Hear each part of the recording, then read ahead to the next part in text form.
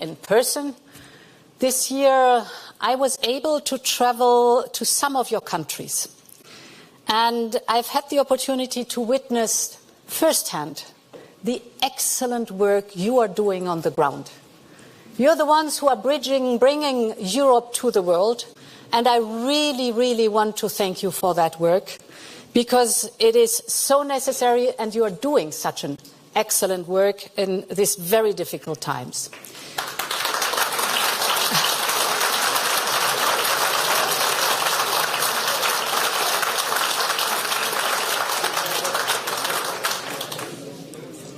So some of the visits we've witnessed together will be etched in my memory forever. One of them was my very first trip to Ukraine in April. And I'm sure that Matti, if he's here with us, well, yeah, Matti, you will very much remember that. When we arrived in Bucha, Russian soldiers had just left. We saw body bags lined up. We saw mass graves right next to a church.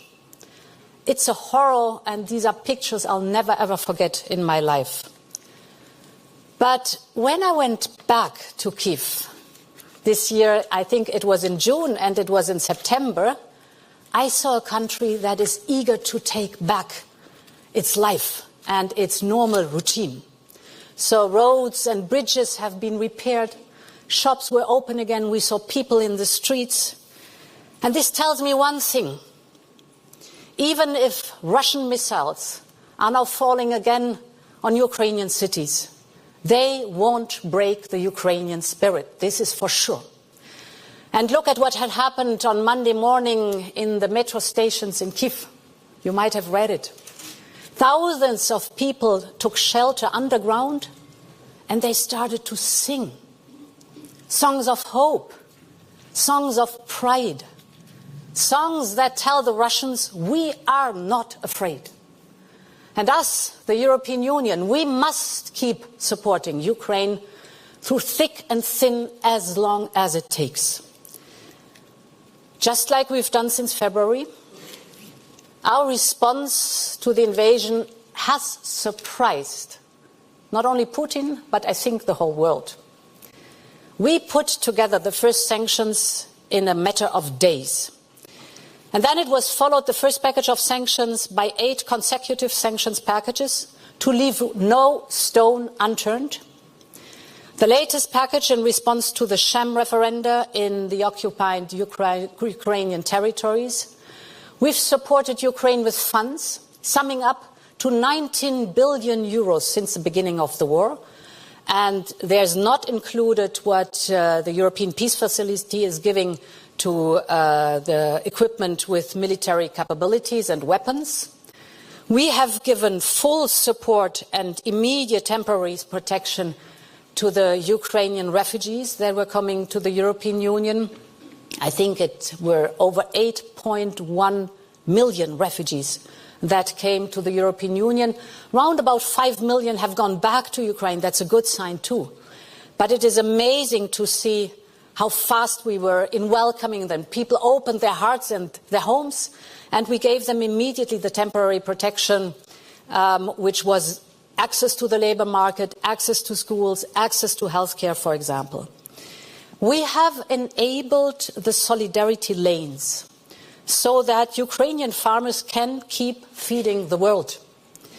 60% of Ukrainian grain is leaving the country via our European solidarity lanes. We are restoring schools and co-leading the reconstruction effort.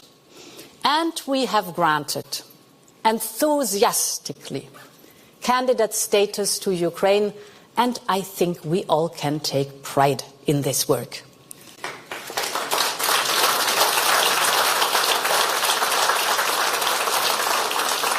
It shows basically how much we can achieve with unity and with determination.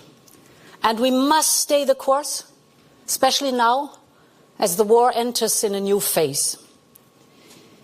The illegal annexation of 4 Ukrainian regions by Russia brings the challenge against the international system to a completely new level.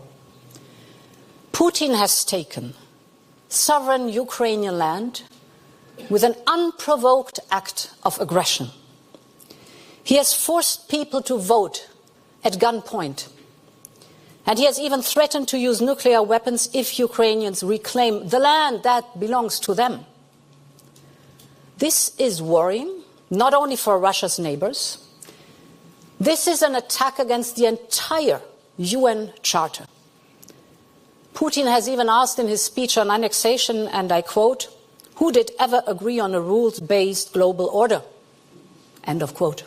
Well, the Russians did, certainly. They did it when they signed the UN Charter, just like all other nations of the world, and when they negotiated the Helsinki Final Act. The rules-based global order belongs to the world. It is the best antidote against perpetual instability in all continents. And all nations in the world see this.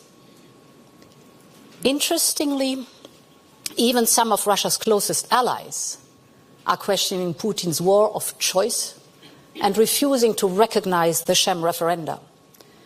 The Samarkand summit, where China and India have clearly voiced concerns about the war, was a fiasco for Russia. But there is no room for complacency about this. Russia's failure alone won't save the rules-based global order, because the Kremlin's revisionism is not the only nor the most serious threat to the rules-based order. The so-called no-limit partnership declared by Vladimir Putin and Xi Jinping is also a clear challenge to the post-war order built on the core values of the UN Charter. And of course, we are observing carefully the aftermath of the 20th Congress of the Chinese Communist Party to see any changes to China's international posture. Independent of this, we need to counter this global challenge. We must rebuild trust in our global goals, in our global rules, and the universal values at their heart. And we all know that this is not an easy task. I was at the United Nations last month, and I have listened to the concerns of countries from all over the world, just like you do it every single day in your work. Many countries feel that the global economy and the international system do not work for them. Some have even fallen for Russia's propaganda. Russia's propaganda that is trying to deflect blame for the causes of the energy and food crisis. And therefore, all of us in this room must speak up and stand up for the truth. And I know that you are doing this tirelessly every single day. I know this is tough. I know this is hard work. I know that sometimes you are exhausted. And we think like, but I've said that over and over again. But I just want to thank you for that, because this is the essence of your work, and this is the essence of the trust that is built abroad into the European Union. I believe Europe must always speak up for the values we believe in and support everyone who is fighting for these values. For instance, the brave Iranian women who demand freedom and equality. A young woman was killed by the so-called morality police. Thousands of peaceful protesters are being beaten and detained, men and women, lawyers and journalists, activists and ordinary citizens. This is a cry for equality. It's a cry for women's rights. And our message must be crystal clear. We must call for the violence to stop. Women must have a chance to choose. And we must hold accountable those who are responsible for the repression of women. So I believe now is the time to sanction these people who are responsible. The shocking violence inflicted on the Iranian people cannot stay unanswered, and we have to work on sanctions together. But there's more. In these times of transformation and these times of turmoil, Europe must even engage more on the global stage. We must consolidate our capacity to protect our values. We must reach out to all countries, from like-minded democracies to others who may share some of our interests on specific issues. So today I would like to draw some lessons on how we can engage with different partners. First of all, with like-minded democracies. Second, with future members of our Union. Third, with our wider neighborhood. And finally, with countries all across the world as a means to promote our interests and to advance our values on global stage. So let me begin with the like-minded partners. Never before have I experienced such an intense cooperation with the White House as I did this year. It is a cooperation we have built since the start of President Biden's mandate, when we managed to find a solution to long-standing issues, you know them all, such as the steel tariffs, the Airbus-Boeing dispute, and securing data flow. And our cooperation got even stronger in the run-up to Russia's invasion. I was in Washington in November as tensions started to rise at our eastern border, you recall Belarus. And we saw the growing threat. And we confirmed our support to Ukraine's independence and territorial integrity. So we prepared the sanctions very early this year, already with the White House. And when Ukraine was invaded by Russia, we were ready to act. We coordinated our sanctions round after round. We stepped up our energy coordination and energy supplies on both sides. It helped enormously that I had the agreement with President Biden on the LNG, and they really stepped up in delivering LNG towards the European Union. And this made it possible for us to diversify away from Russian fossil fuels. And now, the transatlantic bond is stronger than ever at a crucial time for Europe. This is not only about our friends in the United States, but about all our like-minded partners. This core of like-minded democracies share our values and our outlook on the world. They are our most natural partners on all the most pressing issues of our times. And let me mention 3 of these issues. First, on energy. As you all witness, Russia keeps using its fossil fuels as a weapon against us. And like-minded partners like the United States and, for example, Norway have massively stepped up and helped us break free from our very dangerous dependency. Let me give you 2 figures. At the beginning of the war, if you look at pipeline gas, the imported pipeline gas, 41% was imported from Russia. Now we're down to 7.5% in only 8 months. This is a huge move. It's an enormous decrease, necessary decrease. We would have never, ever been able to do that if it wouldn't have been for our close friends and partners like, for example, Norway and like the United States with LNG coming in. So now we have to work even more closely with exactly those partners to calm down the price of gas imports. Because we all see that because of the Russian behavior, cutting gas supplies to the European Union, overall energy is scarce in the world. The market is really tired. So the prices are skyrocketing. And therefore we have started talks with Norway. We want to find deals that can be beneficial for both sides. Our partners have an interest to secure long-term contracts, of course with us, the largest market on earth, and at the same time to invest in renewables. The Norwegians say, if we lower prices, less revenues will go to the wealth fund, which is for the next generation. So you take something away from the next generation. Let's look together into the topic of renewables. And we, of course, have an interest to curb the crazy peaks in energy prices while also transforming towards renewables. So there is a lot of common ground. Second example, the international investment.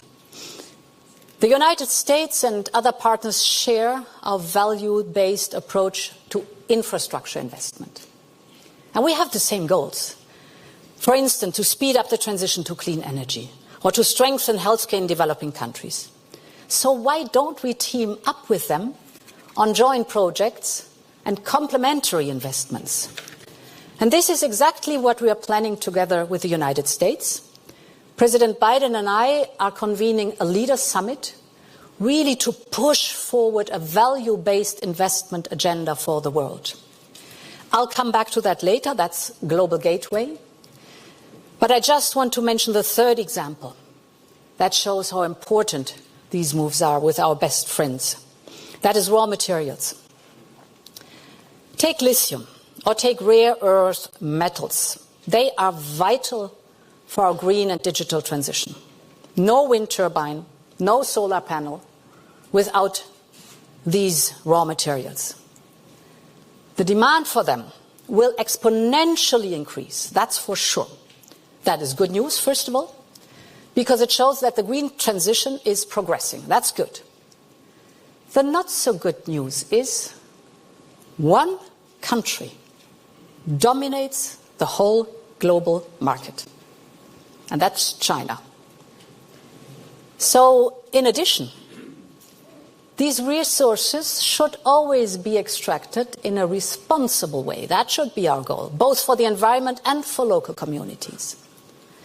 So part of the solution is to step up our cooperation with like-minded partners, like Canada, like Chile, or like Australia, because together we can both secure the resources we need and promote a value-based approach to the extraction of raw materials. We must mobilize our collective power to shape global goods and the world of tomorrow. My second point is about future members of our union. It's now a year ago that I visited the Western Balkans, and it was so obvious that our opponents look at the Western Balkans as a geopolitical chessboard. Their goal is to drive a wedge between the Western Balkans and the rest of Europe. And yet, the overwhelming majority, and that's heartwarming, the overwhelming majorities of citizens in the Western Balkans aspire to be part of the European Union. And that is why we must strengthen the credibility of our accession process. This year, the opening of the accession process and the negotiations with Albania and North Macedonia was a true milestone. Finally. It was tough to get there, to say the least, but we are there now. That's important. We must make sure that every positive step that is done in a country, that a country takes, brings it really closer to the European Union. And in parallel, we must push the integration of our economies even further. 1 year ago, I walked on an EU-funded bridge connecting Croatia with Bosnia and Herzegovina. I saw railway projects, I saw schools, I saw hospitals and kindergartens that were financed all across the region by the European Union. So this kind of engagement is even more relevant today, as the fallout of Putin's energy war is also hitting the region. 2 weeks ago, I was in Sofia for the inauguration of a new gas interconnector with Greece. It will serve not only Bulgaria, but also North Macedonia and Serbia. As the Western Balkans are asking for our support ahead of a difficult winter, this is exactly the way to go. Contrast foreign influence in Europe through more cooperation and a stronger European perspective. Ukraine and Moldova are now candidates for joining our union. And today, we have proposed to grant candidate status to Bosnia and Herzegovina in the college decision. We have recognized Georgia's European perspective too. So, wind of change is once again blowing through Europe, and we have to capture this momentum. We have to push for this momentum. The Western Balkans belong in our family, and we have to make this very, very clear. It is a bit like in the 1970s, when Spain, Portugal, and Greece choose democracy. Oh, when freedom fighters tore down the Berlin Wall. I vividly remember that. Of course, it is up to the candidate countries to reform their economies and their institutions and to advance towards our union. But it is our responsibility to support them in every possible way. I think that is Europe's moment, and it is up to us to seize that moment. Dear ambassadors, our neighbors face the same challenges as we face: Russian aggression, energy insecurity, climate change, the threats to our open societies. There's an urgent need to work with all of them, including those who do not seek to join our union. And this is the third angle I want to look at on how we can engage with different partners. This is actually what led to the first meeting of the European Political Community in Prague last week. 44 countries have come together with a common agenda when it comes to European security, to the green and digital transition, to defending our democratic way of life. We all share a common sense of purpose. And I was glad, I must say, that our British friends also decided to join. That's good. There's a lot of work to do together. Take our trilateral energy, for example, that we closed in June with Egypt and Israel. It has played an important role in our strategy to get rid of the Russian fossil fuels. But my visits in Cairo and Jerusalem were about much more than gas, because our goal remains the transition away from fossil fuels, and the Mediterranean countries hold an immense potential for renewable energy. For example, we have launched a new hydrogen partnership that looks very promising for both Europe and Egypt. And at the same time, we're working in the same direction with other Northern African countries too, because we know we need the energy, we need renewable energy, we need the hydrogen, and those Northern African countries have in abundance all the resources that are necessary. So all of a sudden, this energy crisis that we see at the moment makes a huge tectonic shift in the region, because we are diversifying away from Russia. And just let me give you one figure. Before the war, the European Union was 75% of the global demand of pipeline gas. 75%. So this huge demand is moving away from Russia and turning towards the global south. Not only looking for fossil fuels right now as we need them immediately, but mainly looking at a future that is with renewable energy, that's clean, and where they have, the other side of the Mediterranean, they have the resources in abundance. So Europe can promote and accompany their transition from a fossil fuel economy for all of us towards a net zero future. This is Europe's offer to third countries, starting with our neighbors. It is based on our European interests and on our values, and it is designed to deliver long-lasting benefits to the countries that choose to do business with us. Of course, as I said, it is not only about energy. In Cairo, I also announced that we will invest 3 billion euros to improve food systems in the region. Millions of people in the Middle East and North Africa are now facing the consequences of Putin's war on Ukrainian crops. It is to address this crisis that we created the so-called solidarity lanes for Ukrainian exports. Over 10 million tons of Ukrainian grain, oilseeds and other products have already been exported via our solidarity lanes. Today, over 60% of Ukrainian food exports rely on these lanes. And 30% of Ukraine's grain exports are going immediately to low and middle income countries in Africa, in the Middle East and in Asia. So I think it's very important that we set the record straight. It is Putin who created with his war the food crisis, and it is Europe that is working to end it. And that's the story that we have to tell all together.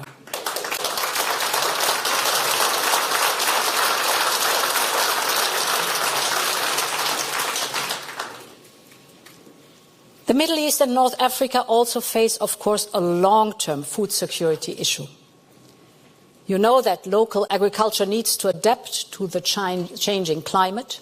And modern technology offers a great number of solutions.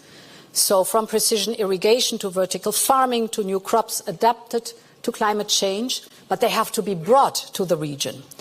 So Europe can contribute with both investment and, of course, world-class expertise.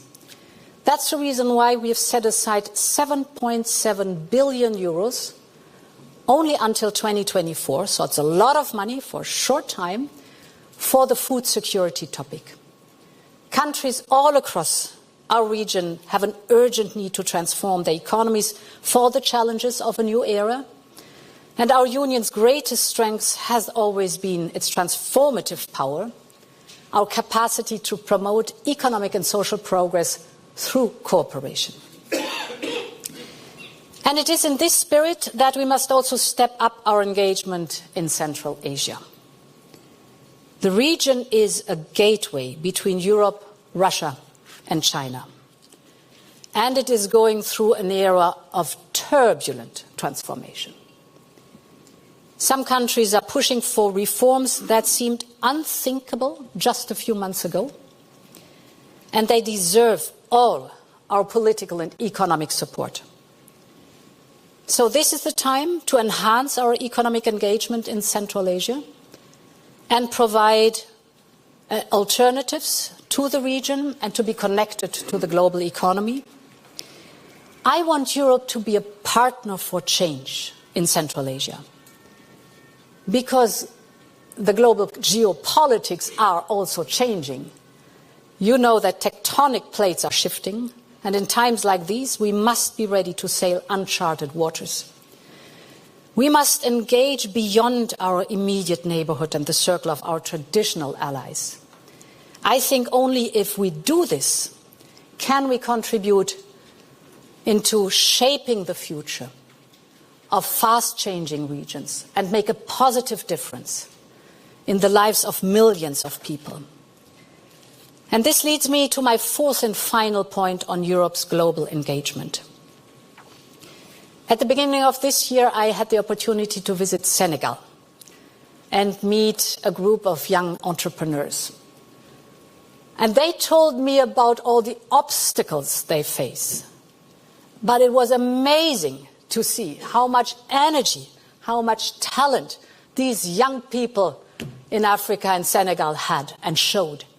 And then I visited the National Project for Vaccine Manufacturing, which we are financing through Global Gateway Investment Program, a place where Africa's pharmaceutical independence is taking shape with Europe's support. It is mRNA vaccines being produced in Africa for Africa. So just the step we have to do. It has been 1 year now since we launched our Global Gateway Investment Program. And since then, the demand for a strong and value-based infrastructure investment program has only grown stronger.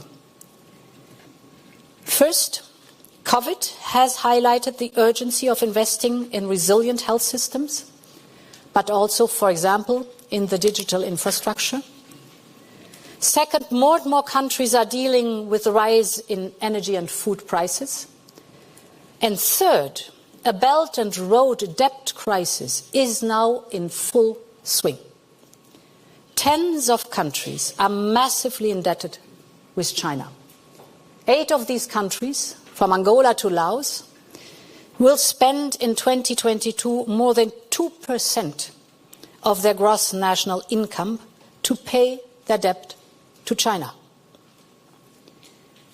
Our global gateway investment is about giving countries a better choice, to give them an alternative. It's investments that will be sustainable, not only for our partners' finances, that's important, yes, but also for the environment and, of course, for the local communities.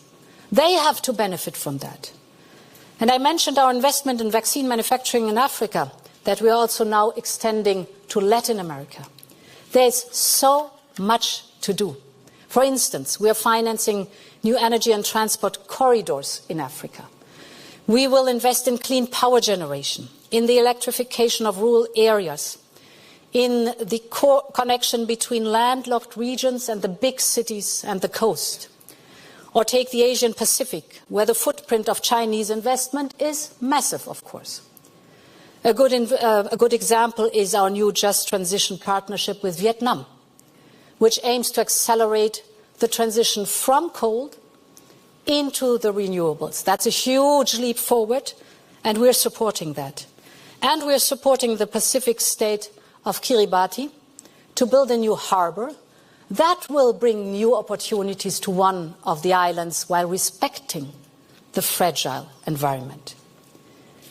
So Global Gateway is the opportunity to end unhealthy dependencies and to invest in partnerships of equals instead. That is our offer to the world. 300 billion of possible investment.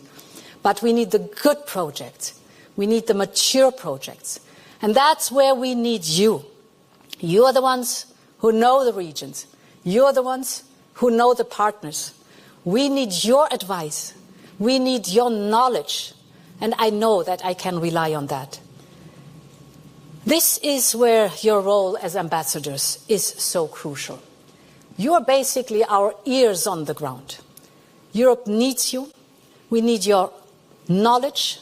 We need your expertise. We need, you know it all in the region, your connections to the region. Europe needs you to identify ideas and projects for Global Gateway that can make a real difference in our partner countries. And you are in the unique position to bring together our member states that are part of Global Gateway to focus on common strategies and on common priorities. We all know that it is so important to be present in the regions where you are the ambassadors, that we show this is one European voice that is speaking to our partners. Therefore, bringing together our member states, bringing together the European level, I very much rely on you because you are the ones who can make it happen. We all know that we must do more together. More than ever before, our fate, so Europe's fate, depends on our global outreach. The war in Ukraine will be decided first and foremost by Ukraine's brave fighters in Kherson, in Kharkiv, and all along the front line. We know that. But it will also be decided by our global response to Russia's aggression. So we need all continents to rise up in defense for the rules-based order. Because the rules-based order belongs to all nations in the world. The war in Ukraine is not only a European war. It is a war for the future of the entire world. So Europe's horizon can only be the entire world. And I truly count on you to keep up the excellent work you're doing and to bring our voice and our values to all corners of the world. Let me wish you a very good conference. Many thanks for listening to me, and in this sense, long live Europe.